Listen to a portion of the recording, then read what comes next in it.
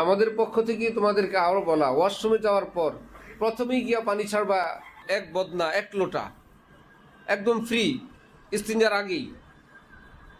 প্রয়োজনে আরো ছাড়ো, পর্যাপ্ত পরিমাণ নিজের জরুরত পরিমাণ পানি ব্যবহার করো। আসার সময় পর্যাপ্ত পরিমাণ পানি ঢেলে আসো। সেখানে অপচয়ের ওয়াজও নাই, তোমাদেরকে অল্প ব্যবহার করার কোনো আমাদের পক্ষ থেকে কোনো উৎসাহ নাই। সেখানে কোনো গুনাহ হবে না, ওটা প্রয়োজন যে আমার পরে যিনি আসবেন তার কোনো প্রকার কষ্ট না হয়। সেটা আমার মুখোমুখি হোক অথবা অদেখা হোক, আমি চলে গেলাম, কেউ পিছনে আসেন অথবা নাই, কেউ না কেউ তো আসবেন। কে আসবে? ইউরোপের কেউ না, আমার ভাইয়েরা আসবেন, ভাইয়েরা আসবেন, তালেবে ইলমরা আসবেন। ইদাই মুসলিম হারাম, কোনো মুসলমানকে কষ্ট দেওয়া হারাম। নিজের সাধ্য মতো ফ্রেশ করে পরিচ্ছন্ন করে আসবা, এটা একজন ভদ্র মানুষের জীবনের অংশ, মাদ্রাসার না।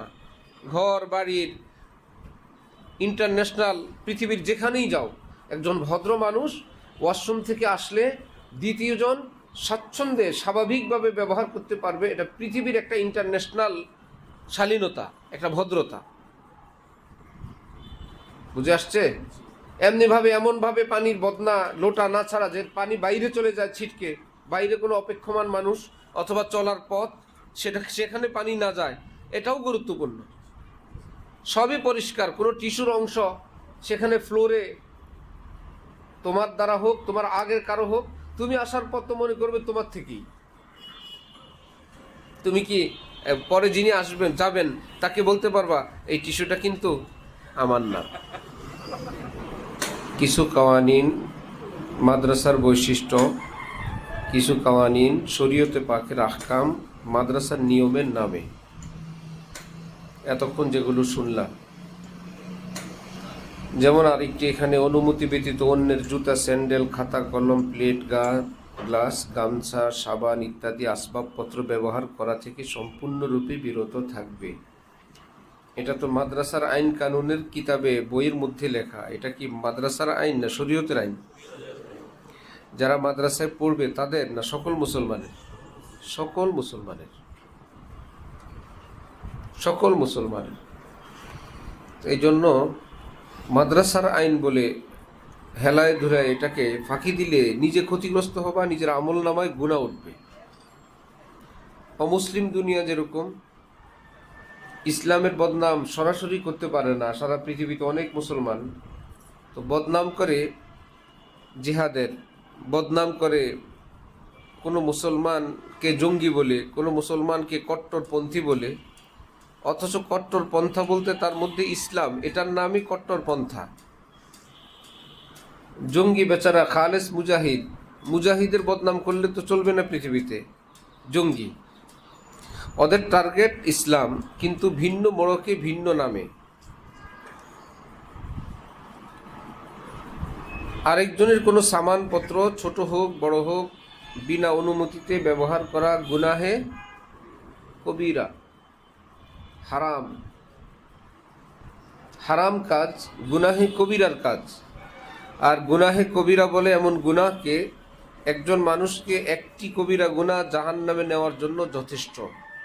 সারা জীবন পাক সাফ, শুধু একটা কবিরা গুনাহ যার আছে, এইরকম গুনাহকে বলে গুনাহে কবিরা।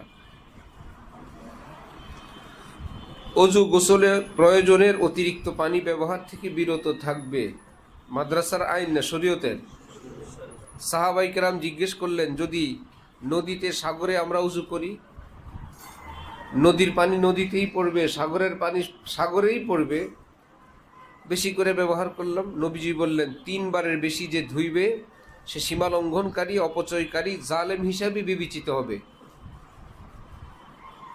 নদীর পানি নদীতে পড়ছে, সেখানেও সীমা লঙ্ঘনকারী, সে জালেম।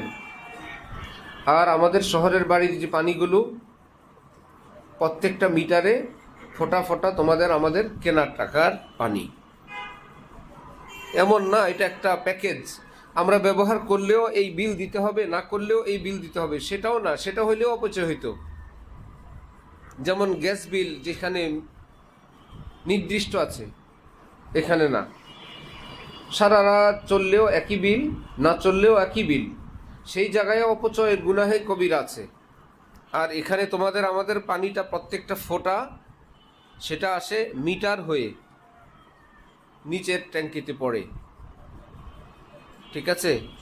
এখান থেকে আবার বিদ্যুৎ দিয়ে সেটাকে উপরে উঠাইতে হয়, দ্বিতীয়বার খরিদ করে আবার ছাদে উঠানো হয়। আল্লাহু আকবার। সবাই সতর্ক থাকলে, অপচয় থেকে বিরত থাকলে, আল্লাহ পাকের মেহেরবানি যে এত তালেব এলেম সকলে মিলে সারা বছর বিশেষ কোনো ঝামেলা ছাড়া পর্যাপ্ত পানির ব্যবস্থা থাকে, কিন্তু যেদিন থাকে না কত কষ্ট হয়, কত পেরেশানি হয়। অজু, ইস্তিনজা, গোসল যতটুকুন প্রয়োজন অতটুকুন। অজুতে কল ছেড়ে উজু করলে এক উজুর মধ্যে প্রায় 2 উজুর পানি সরাসরি নিচে পড়ে যায়। এক উজুর মধ্যে প্রায় 2 উজুর পানি। আর এমন অসতর্ক, এমন বোকা মানুষ, উজুর পানি যদি কল ছাড়ে, জোরে ছাড়লে কি হাতে পানি থাকে? হাতে তো পানিটা জমেই না, এত জোরে ছাড়ে যে জমেই না। বোকারও তো মাত্রা থাকা চাই, হালকা করে দিলেই হাতে থাকে। অভ্যাস বানায় নেওয়া, বাম হাতে কল ছাড়া, ডান হাতের কোষের মধ্যে পানি নেওয়া, এক বদনার মধ্যেই উজু হবে। আমার কথা বিশ্বাস না হয়, যদি কোনোদিন একটা বালতি জমা রাখো একদিন, তারপরে দেখো কি পরিমাণ পানি একটা বালতিতে। আধা বালতি পানি, 1/3 বালতি ভরে যাবে তোমার পানিতে। সবাই মিলে যদি অপচয় করে, এরকম গুনাহ হবে, পানির সংকট হবে, বিপদ হবে। যে যেই পরিমাণ করবে, কেউ দেখুক না দেখুক, তার গুনাহে কবিরা হইতেই থাকবে। দেখো, এই ক্ষেত্রে আমরা তোমাদেরকে সতর্ক থাকতে বলছি। আমাদের পক্ষ থেকে তোমাদেরকে আরও বলা, ওয়াশরুমে যাওয়ার পর প্রথমেই গিয়া পানি ছাড়বা, এক বদনা, 1 লোটা, একদম ফ্রি, ইস্তিনজার আগেই। প্রয়োজনে আরও ছাড়ো, পর্যাপ্ত পরিমাণ, নিজের জরুরত পরিমাণ পানি ব্যবহার করো। আসার সময় পর্যাপ্ত পরিমাণ পানি ঢেলে আসো। সেখানে অপচয়ের ওয়াজও নাই, তোমাদেরকে অল্প ব্যবহার করার কোনো আমাদের পক্ষ থেকে কোনো উৎসাহ নাই। সেখানে কোনো গুনাহ হবে না, ওটা প্রয়োজন। যে আমার পরে যিনি আসবেন তার কোনো প্রকার কষ্ট না হয়, সেটা আমার মুখোমুখি হোক অথবা অদেখা হোক। আমি চলে গেলাম, কেউ পিছনে আসেন অথবা নাই, কেউ না কেউ তো আসবেন। কে আসবে? ইউরোপের কেউ না, আমার ভাইয়েরা আসবেন, ভাইয়েরা আসবেন, তালেব এলিমরা আসবেন। ইজাই মুসলিম হারাম, কোনো মুসলমানকে কষ্ট দেওয়া হারাম। নিজের সাধ্য মতো ফ্রেশ করে পরিচ্ছন্ন করে আসবা, এটা একজন ভদ্র মানুষের জীবনের অংশ। মাদ্রাসার না, ঘর বাড়ির, ইন্টারন্যাশনাল, পৃথিবীর যেখানেই যাও, একজন ভদ্র মানুষ ওয়াশরুম থেকে আসলে দ্বিতীয়জন স্বাচ্ছন্দ্যে স্বাভাবিকভাবে ব্যবহার করতে পারবে। এটা পৃথিবীর একটা ইন্টারন্যাশনাল শালীনতা, একটা ভদ্রতা। বুঝে আসছে? এমনিভাবে, এমনভাবে পানির বদনা লোটা না ছাড়া যে পানি বাইরে চলে যায় ছিটকে, বাইরে কোনো অপেক্ষমান মানুষ অথবা চলার পথ, সেখানে পানি না যায়, এটাও গুরুত্বপূর্ণ। সবই পরিষ্কার, কোনো টিস্যুর অংশ সেখানে ফ্লোরে, তোমার দ্বারা হোক, তোমার আগের কারো হোক, তুমি আসার পর তো মনে করবে তোমার থেকেই। তুমি কি পরে যিনি আসবেন, যাবেন, তাকে বলতে পারবা এই টিস্যুটা কিন্তু আমার না? পারবা? হযরত তানবী লিখছেন না, আরেকজনের কোট পরে বিয়ে করতে গেছে, যার কোট তার তো মাথা গরম। সবাই আসে, দুলাকে, কোটওয়ালা বলল, দুলা উনি, কোট আমার, গায়ের শেরওয়ানিটা আমার। আত্মীয় স্বজনরা বলল, ভাই শেরওয়ানি সম্পর্কে তো কেউ জিজ্ঞেস করে নাই, তোমার কোনো কিছু বলার প্রয়োজন নাই। একটু পরে আবার কেউ আসছেন, জিজ্ঞেস করলেন নতুন দুলাকে, বলল, এই যে উনি দুলা, গায়ের শেরওয়ানি কার, এই ব্যাপারে কিছু বলা নিষেধ।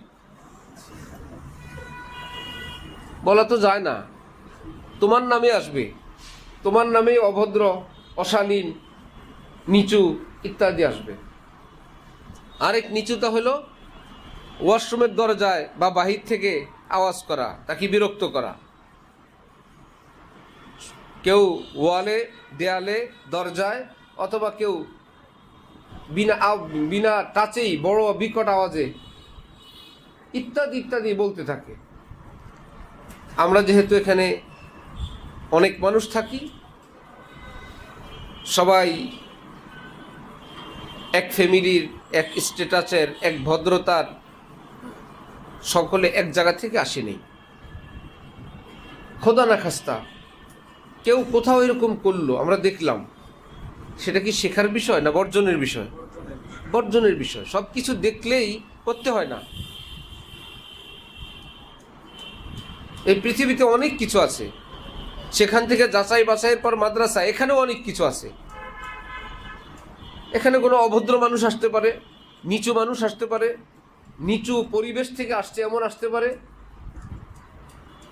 সব কিছু হেলায় দুলায়, কোনো কিছু আইন কি, কানুন কি, ভদ্রতা কি, পরিচ্ছন্নতা কি, ওনার কিছুই গায়ে বাঁধে না। তাকে সতর্ক করবা, তাকে শিখাবা, তার থেকে কোনো কিছু শিখার নাই। যদি এরকম কোথাও দেখো, আরো বড়, আরো বয়স্ক, আরো পদস্থ, কর্মজীবনে চলে গেছে, এমন কোনো কারো থেকেও যদি হয়, যদি এরকম হয়, তখন বুঝতে হবে ওনার এই চ্যুতিটা, বিচ্যুতিটা রয়ে গেছে, এই কমতিটা রয়ে গেছে। বড় মশহুর এক এদারার এক হুজুর আমার আগে বয়ান করলেন। আমি বয়ানে বসলাম, তো চলে যাবেন এটাই নিয়ম, কিন্তু তিনিও বসলেন। এটা তার গুণ, ইখলাস। পুরা বয়ান বসে বসে শুনলেন। বয়ানের পর আমি মুনাজাতের আগে বললাম, দীর্ঘ সময় আপনি থাকলেন, সাধারণত ওয়াইজিনরা তেমন থাকেন না। বললেন, আমার আস্তে আস্তে যে আমার ইস্তিনজার অনেক হাজত ছিল, তারপরে আমি কষ্ট করে বসছি। ভালো। খাবার খেতে গেলাম, খাইলাম সবাই মিলে। এই ঈদের পরের গল্প, রোজার ঈদের পরের লেটেস্ট, তোমাদেরকে কোনো পুরান জিনিস দিচ্ছি না।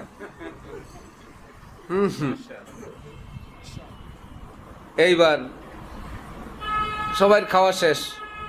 এক নম্বর বিষয় হলো, ওই সময় তো একটু নিজেকে দ্রুত সবার সঙ্গে শেষ করতে হবে না, না কোন কোন আইটেম বাদ আছে, কোনটা কোনটা সবটা আবার বলে এটা একটু না খাইলে তো আবার এটা কষ্ট পাবে, এই বলে এখান থেকে একটু, আবার ওইটা যা আছে দস্তরখানে সবাই হাত ধোয়া শেষ, উনি বসে বসে চালান।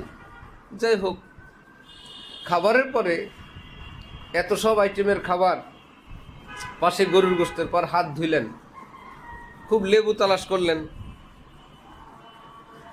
তো লেবু দিয়ে হাতটা কচলাইলেন, কচলানোর পর এই খাবার আর গরুর গোশতের ময়লা পানিটা খাই ফেললেন।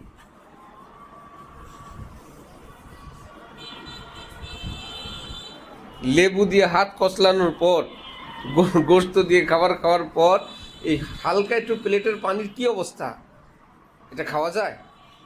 এটা একটা মশহুর গলত আছে যে হাত ধোয়া পানি খাওয়া সুন্নত। হাত ধোয়া পানি খাওয়া সুন্নত না, বর্তন ধোয়া পানি খাওয়া কিনা সুন্নত না, পুরা গলত কথা। এই সুন্নত এরকম যে শুনলেই ঘিন আসে। হ্যাঁ, আল্লাহ রসুলের সুন্নত এরকম ঘৃণিত জিনিস। উহিল্লা লাকুমুত তাইয়্যিবাত, আল্লাহ পাক বলছেন যত স্পেশাল জিনিস তাইয়্যিবাত আছে, সুন্দর সুন্দর আকর্ষণীয়, সেগুলো তোমাদের জন্য হালাল। ওয়া হুররিমা আলাইকুমুল খাবায়েস, যত খবিস খবিস জিনিস সেগুলো আমি হারাম করে দিছি। নোংরা, নিকৃষ্ট, পচা, গান্ধা, সেগুলো হারাম। স্পেশাল স্পেশাল জিনিস তাইয়্যিবাত, সেগুলো কি হালাল। যাই হোক, কেউ যদি খায়ও, তার হাকিম সাহেব বলছে না খাইলে তার গ্যাস্ট্রিকের সমস্যা, এটা খাইলে তার ভালো থাকে। কোনো লোক আছে ওয়াশরুমে গিয়ে সিগারেট না টানলে নাকি ওয়াশরুম হয় না, বলে। এরকম যদি হয়, এটা না খাইলে তার মাথা গরম, তাহলেও এটার জন্য পদ্ধতি আছে। যখন একা থাকবে খাবে, সুন্নতের নিয়তে না, তুমি যেই নিয়তে ইচ্ছা সেই নিয়তে খাও, কোনো মানুষের সামনে খাবে না। যেমন আমরা যারা দেখছি, বলার তো কোনো সুযোগ হয় নাই, অন্য যারা দেখছেন ভাববেন আল্লাহ কত বড় আল্লাহর কুতুব, হাত ধোয়া পানি, এই নষ্ট নোংরা পানিগুলো খাই ফেলছে। নোংরা পানি খেলে কুতুব হয়? কি বলো? জন্য এক বেচারা আল্লাহর ওলি কিভাবে হয়েছে শুনো।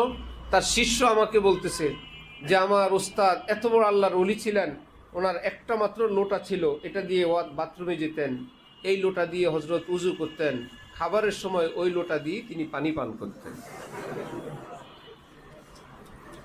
এগুলো করলে ওলি হয় না নোংরা হয়? আমি বলতেছিলাম হাসতে হাসতে, এগুলো শিখার না।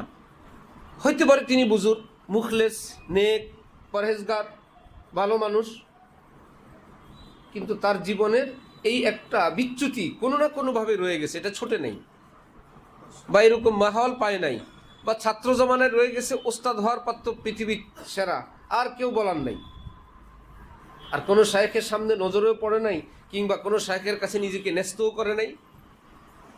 দাওরা শেষ, ইমাম সাহেব, হুজুর কেবলা, হজরত কেবলা, আধা বুড়া হয়ে গেলে আরে পীর সাহেব যদি খেলাফত দিয়ে দিলেন, উনি তো ভাবছে যে আমাদের মতো মানুষদেরকে ফেরেশতার চেয়ে শ্রেষ্ঠ বলা হয়। ছাত্র হোক কিংবা হুজুর হোক, কর্মজীবী হোক, বয়স্ক মুরব্বী হোক, সাধারণ মানুষ হোক, জেন্টলম্যান হোক, এইরকম কোনো অসুন্দর দৃষ্টিকটু কোনো বিষয় যদি হয়, যদি কারো কাছে জানার প্রয়োজন হয় জানবা, আপাতত সেটা বরণ করা থেকে বিরত থাকবা। এটা কোনো ভালো কাজ না। পোশাকের কালার হইতে পারে, হঠাৎ এক বিদঘুটে কালারের জামা একটা বানায় নিয়ে আসছে একটা আলেম আলেম, এটা কি পুরুষের কালার না মহিলার কালার আল্লাহ ভালো জানে।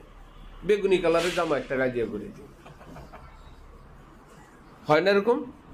এটা কি শখ করে আরেকজনে করবা? তখন বুঝতে হবে ওই ভাই কন্যা কোনোভাবে কিনছে, এটা আসলে এটা অনুসরণীয় না। জীবনাচার, আল্লাহ আল্লাহ আমাদেরকে বুঝ দেন। কোনো অবস্থায় কোনো জুতা স্যান্ডেল তোমার নিজেরটা নিয়ে নিজে বাহিরে যাবা, নিজেরটা নিয়ে ভিতরে আসবা, এই মনে করা এখন তো সব ছাত্র ভিতরে আছে, আমি এক জোড়া নিয়ে যাই আবার রাখবো, আমি তো চোর না। যার জোড়া নিয়ে যাবা এর পরেই তিনি বাহিরে যাবেন। নাম্বার 2, যার জোড়া নিয়ে যাবা ওটা কোনো ছাত্রের না, আমাদের গেস্ট মেহমানের, তিনি বাইরে যাবেন। কেউ বাহিরেও যাবে না, তুমি নিলা আবার চুপি চুপি দিয়েও দিলা, কবিরা গুনাহ থেকে মাপ নাই। রোজার দিনে গোপনে পানি পান করলে গুনাহ হবে না? কারো দেখার ব্যাপার আছে? কারো জানার ব্যাপার আছে? মুআমালা আল্লাহর হাতে। ঠিক সওয়াব, গুনাহ, ইবাদত বন্দিগির সম্পর্ক আল্লাহ পাকের সাথে। এখানে কারো দেখা না দেখা, জানা ও জানার নাই। এগুলো আমাদের এখানে অত্যন্ত কঠোরভাবে দেখা হয়। এইরকম কোনো অপরাধীর শাস্তি কিংবা বহিষ্কার পর্যন্ত হতে পারে।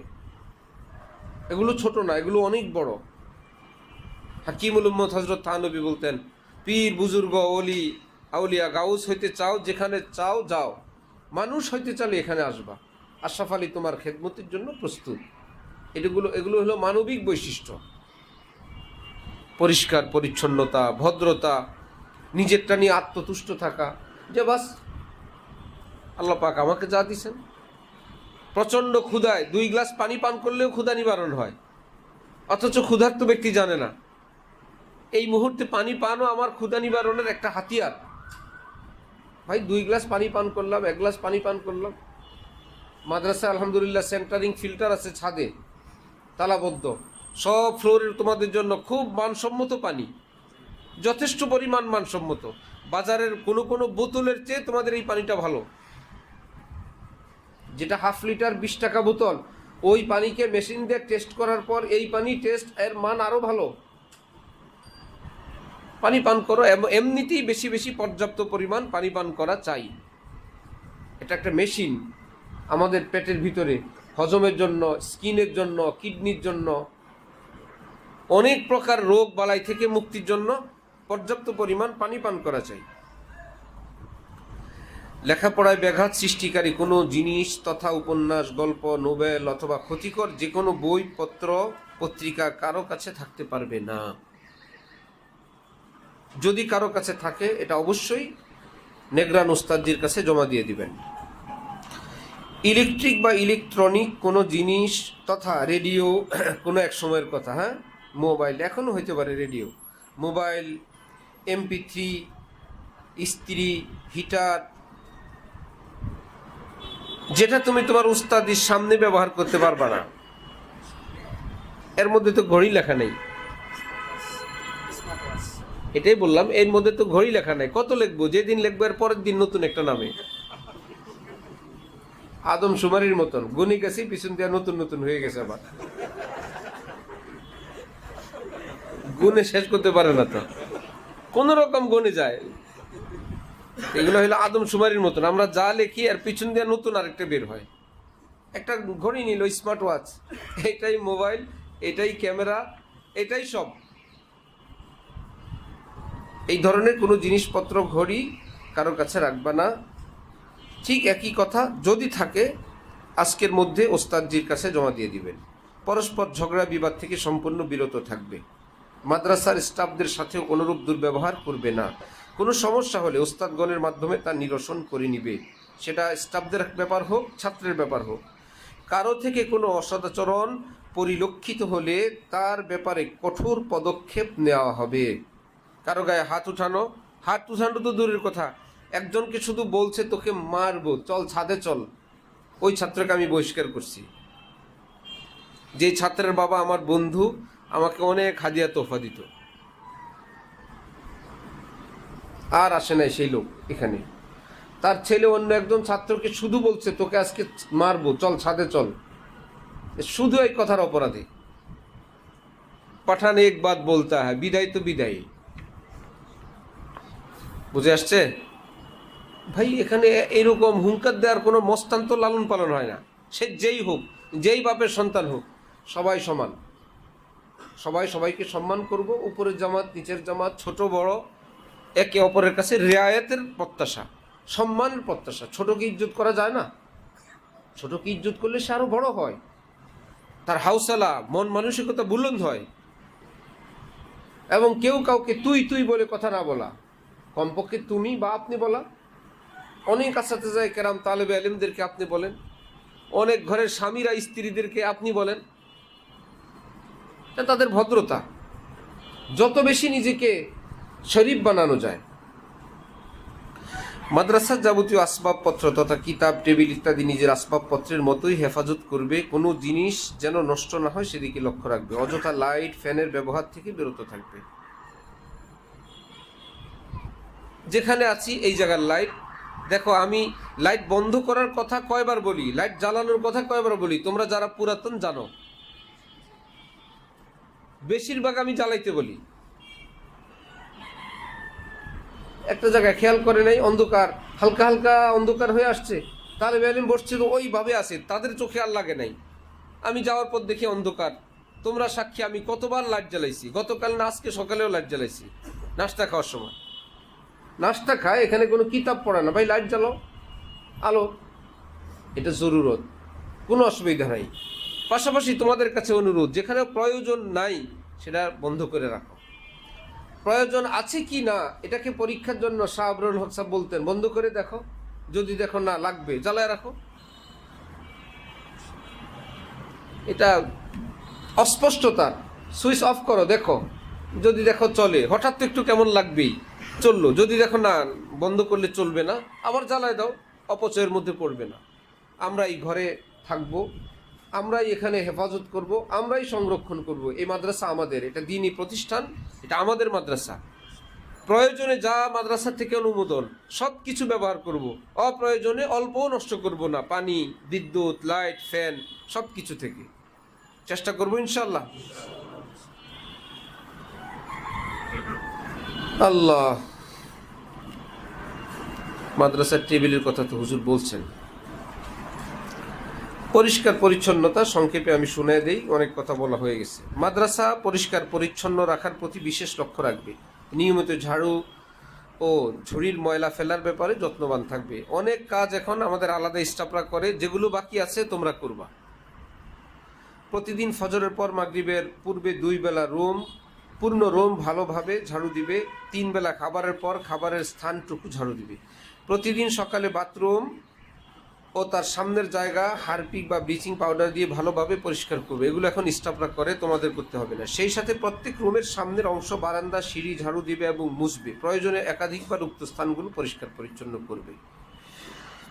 নামাজে দাঁড়ানোর পর যদি ময়লা দেখা যায় কেমন লাগে, অথচ 2 মিনিট এখনো বাকি আছে, সব তালে মেলে এখানেই ঘোরা।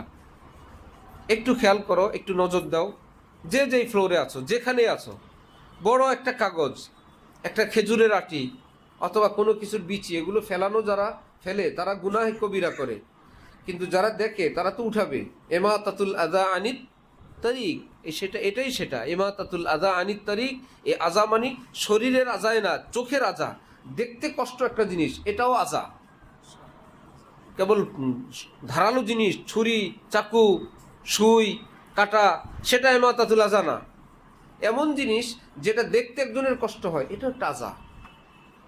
এতক্ষণ কষ্ট ছিল শরীরে, এখন কষ্ট হচ্ছে কোথায়? অন্তরে, দেমাগে। এটা আরো কষ্ট। প্রতি শুক্রবার সকাল 8টার পর নাস্তা করে নিজেদের, ওস্তাদদের রুম, ফ্যান, দরজা, জানালা, জুতার বক্স ইত্যাদি ভালোভাবে পরিষ্কার করে নেবে। দেখো আমরা এই রুমেই থাকি, এখানে যদি ধুলাবালি থাকে এটা ফ্যানের সঙ্গে উঠতে থাকবে, তোমার আমার এই ভিতরে যাবে। আমরা যে নিঃশ্বাস নেই ভিতরে, এটাকে লাংস বলে, এটা একটা ফিল্টারের মতো।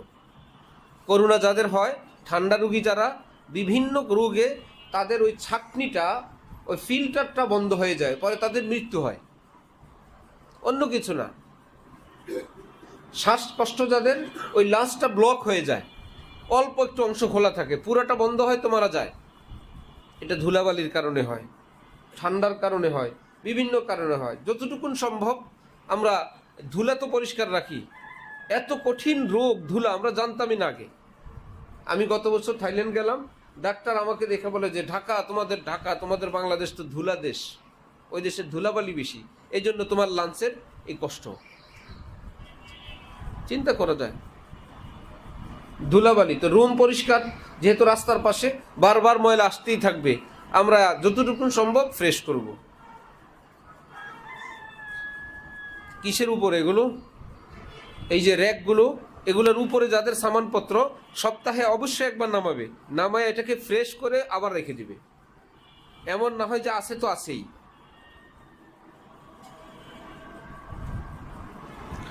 নিজেদের পরিধানের কাপড় চোপড়, বিছানার চাদর, বালিশের কভার ইত্যাদি ধৌত করে পরিষ্কার পরিচ্ছন্ন রাখবে। দেখো আমি তুমি ডান কাত হয়ে আর বাম কাত হয়ে, আমার নাকের কাছে কি বালিশ, ওই বালিশে গন্ধ, সারা রাত গন্ধের মধ্যেই ঘুম, ব্রেনের জন্য ক্ষতি। ফুলের সুবাসে, খুশবুতে কেউ যদি ঘুমায় তার ব্রেন সতেজ হয়, তাজা হয়। গন্ধ, ময়লা আবর্জনা সেখানে ঘুমাইলে ব্রেন নষ্ট হয়। ইতিমধ্যে পত্রিকায় প্রায় দিন আসে ঢাকার বাতাস অস্বাস্থ্যকর। কি হয়েছে? আমাদের তো বাতাস ভালোই দেখি, আমরা তো মরি না। অস্বাস্থ্যকর বাতাস, তো বোঝা গেল যে এই বাতাসের মধ্যে অনেক কিছু আছে। যতটুকুন সম্ভব আমরা পরিষ্কার পরিচ্ছন্ন রাখবো। এগুলো বালিশ ইত্যাদি, এগুলো আমাদের নিঃশ্বাসের সঙ্গে যুক্ত, এবং অ্যালার্জি ইত্যাদি হয় অনেকের এই অপরিচ্ছন্নতা থেকে। প্রত্যেকেই নিজ নিজ কাপড় চোপড়, বিছানাপত্র পরিপাটি রাখবে। আল্লাহ পাক সকলকে তৌফিক দান করেন। সব মিলে একজন আদর্শ মানুষ, একজন আদর্শ তালেবে ইলম।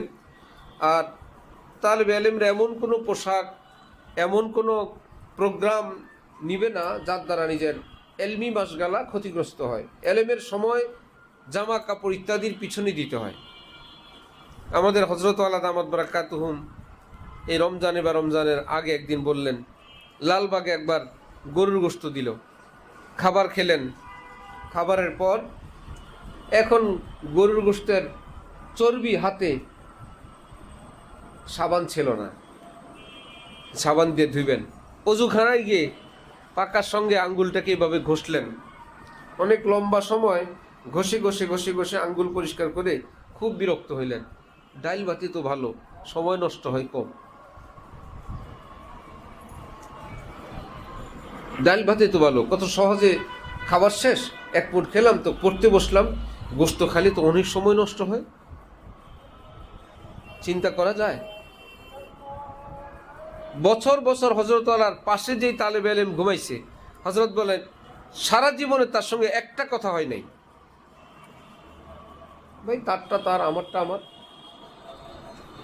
তালেবে ইলমের যুগে হযরতকে কেউ জিজ্ঞেস করতো কেমন আছেন, খুব বিরক্তির সঙ্গে একটু বিলম্ব করে বলতেন ভালো। হযরত বলেন আমি কখনো বলতাম না আপনি কেমন আছেন, কথা আরম্ভ হবে তো সে আবার পরবর্তী কথা জিজ্ঞেস করবে। যারা অনেক বড় হবে, যাদের দ্বারা আল্লাহ পাক অনেক কিছু নেবেন, এভাবেই তারা নিজের জীবনকে সুন্দর করে, এভাবেই নিজের জীবনের সময়গুলোকে কাজে লাগায়। আল্লাহ আমাদেরকে তৌফিক দেন, কবুল করেন। ওয়া আখিরু দাওয়ানা আলহামদুলিল্লাহি রাব্বিল আলামিন। আরেকটা ঘোষণা দেওয়া আছে কিনা আমি জানি না। পুরাতন তালেবে ইলম আর কিছু তালেবে ইলমের মাসিক ফি জমা দেওয়া বাকি আছে। কারো বাকি থাকলে এটা দ্রুত টাকা জমা দিয়ে দাও। শীঘ্রই আরও কোনো কঠোর ভাষায় তোমাদের কাছে এলান আসছে বা আসবে। দেখো, নতুন সকল তালেবে ইলমই প্রায় টাকা জমা দেওয়া। পুরাতনরা তোমাদের কর্তব্য ছিল 9 তারিখে এসে টাকাটা দিয়ে দেওয়া। এই মাস বিলম্ব হইলে এই বিলম্বের একটা ধারা তোমার নামে আসবে। এটা না করো কোনো অবস্থাতেই। বড় তালেবে ইলম তোমাদেরকে বলি, মা বাবা সামর্থ্যবান, এমনকি মা বাবা থেকে টাকাও আনা হয় মাদ্রাসার নামে, এখান থেকে কোনো টাকা কমতি করলে খেয়ানতের গুনাহ হবে, কবিরা গুনাহ। অথবা তোমার সামর্থ্য আছে, তুমি খামাখা নিজেকে গরিব মিসকিন বানায় আবেদন করে টাকা কমাইলে সেখানেও তোমার গুনাহ হবে, মিথ্যার। আমাদের হযরতওয়ালার মুরিদ, সৌদি আরবের এক বড় ডাক্তার, পাকিস্তানি মানুষ, আমাদের সঙ্গে দেখা হয়। উনি করাচির হজরতের পার্সোনাল চিকিৎসক ছিলেন, ডাক্তার আমানুল্লাহ। তার ছেলে সালামুল্লাহ, এখন 20-21 বছর হয়েছে। অনেক ট্যালেন্ট, অনেক ব্রেনি ছেলে। বাবা বলে দিছে, আমি এত টাকা দিয়ে তোমাকে পড়াইতে পারবো না, সে আমেরিকায় পড়বে, বিজ্ঞানী হবে। সেই ভার্সিটিতে ভর্তি হওয়ার জন্য কিছু যোগ্যতা থাকলে বিনা বেতনে পড়া যায়। সেই যোগ্যতাও সে অর্জন করছে। ঘোড় দৌড়, সাঁতার, সমুদ্রের নিচে যাওয়া, সৌদিতে সে বড় বড় পুরস্কার পাইছে। এগুলো পেয়ে বাবাকে সার্টিফিকেট দিছে এবং আমেরিকা সেটা শো করছে, পরীক্ষায়ও পাস। আর এই সার্টিফিকেটের কারণে তার জন্য মঞ্জুর হয়েছে $80,000। এটা তার জন্য মওকুফ। $80,000, 1 কোটির উপরে টাকা। কিন্তু ফরমের মধ্যে একটা কথা লিখতে হবে, আমার বাবা বেকার, টাকা দেওয়ার সামর্থ্য আমার বাবার নাই। এই কথাটা তাকে লিখলে এই $80,000, 1 কোটির উপরে টাকা শুধু সে পাবে, আর সব কিছু কমপ্লিট। সে সিদ্ধান্ত নিছে এই মিথ্যা কথা বলে এই $80,000 সে নেবে না। সে ওই ভার্সিটি থেকে চলে আসছে, ভর্তি হয়নি। স্কুল পড়ুয়া একটা ছেলের কথা বলছি।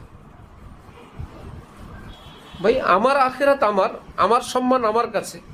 যার নাই আমরা তাকে যতটুকু সম্ভব আমরা খেদমত করার চেষ্টা করি।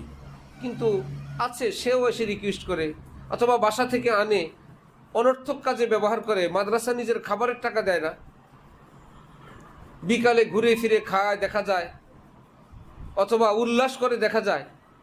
উল্লাসের টাকা আছে, 3 বেলা টাকা মাদ্রাসায় জমা দেয় না। এগুলো নিচুতা, এগুলো চালাকি না। যারা এরকম করে তাদের জীবন এমনই থাকে, স্বার্থ বুঝে, বাস্তবতা বুঝে না। আমি আবারও বলছি, সত্যিকার অর্থে যারা এরকম দুর্বল, পাশাপাশি মেধা লাগবে। সব দুর্বলদের মাদ্রাসা এখানে না। আমরা তো তাদের জন্য যতটুকু সম্ভব ফিকির করি। হ্যাঁ, যার যতটুকু সামর্থ্য ওয়াদা আছে সে অবশ্যই সেটা পরিশোধ করবে। আর বাড়ি থেকে আর মাদ্রাসা থেকে অসঙ্গতি রাখবে না। বাসা থেকে 1 টাকা, এই পরীক্ষার ফি মাদ্রাসায় একটা, বাসায় আরেকটা বলা। মাসিক পরীক্ষার ফি 100 টাকা, বাসায় বড় কিছু বললা, এটা তোমার জন্য খেয়ানত। অধিকাংশই তোমরা প্রাপ্তবয়স্ক বালেগ, যাদের নিজের জিম্মা নিজের উপর, অভিভাবকদের উপর। ছেলেরা বালেগ হওয়ার পর এত টাকা পয়সা ইত্যাদি দেওয়া তাদের কর্তব্যের অন্তর্ভুক্ত না। চাইলে তারা নাও করার অধিকার শরীয়তে আছে। তুমি তোমার পড়াশোনা কিভাবে করবা তোমার, তুমি এখন বড় হয়ে গেলা, আমার দায়িত্ব শেষ। আমাদের মা বাবারা তো সেটা করেন না। যতদিন পরে তারা কর্তব্য মনে করে তারা দিতেই থাকেন। আল্লাহ। আরেকটা হলো ছুটি থেকে আসার পর, সে কথা আগেই বলে রাখি, কর্তব্য হলো নিজের অভিভাবককে দ্রুত সময়ে জানানো, আমি সহি সালামতে এসে পড়ছি। এই পেইন নিজের মধ্যে রাখা, এই এহসাস নিজের মধ্যে রাখা যে আমার জন্য কেউ অপেক্ষায় আছেন।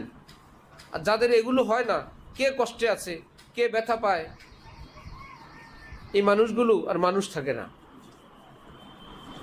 স্বয়ং মা বাবার কষ্টের কথাই জানে না, যে সাথী সঙ্গীর কষ্ট, অন্যদের কষ্ট।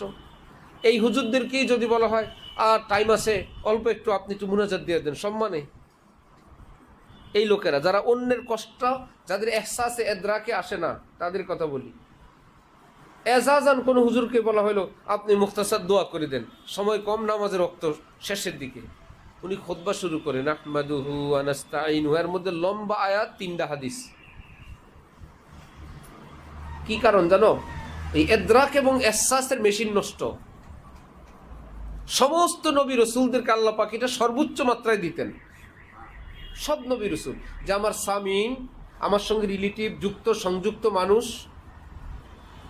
সম্পৃক্ত মানুষ, সে কি কষ্টটা পায়, তার কাছে কেমন লাগে, এটা নবীরা অনুভব করতেন। যারা নায়েবে নবী হয় তাদের এই অনুভূতি আসে। আর যারা এমন হয় না, আমার ওয়াজ করতে হবে, কে মরে কে বাঁচা নাই, স্টেশনের মসজিদ, 1000 মানুষ লঞ্চে উঠে, গাড়িতে উঠে, ট্রেনে উঠে, উনি সূরা ইয়াসিন দিয়ে নামাজ পড়ানো শুরু করছে। রুকু সেজদা 7 বার সুবহানা রাব্বিয়াল আযীমের পরেও আলাদা টাইম দেওয়া আছে, কেউ বেশি চাইলেও পড়তে পারেন, উঠেই না।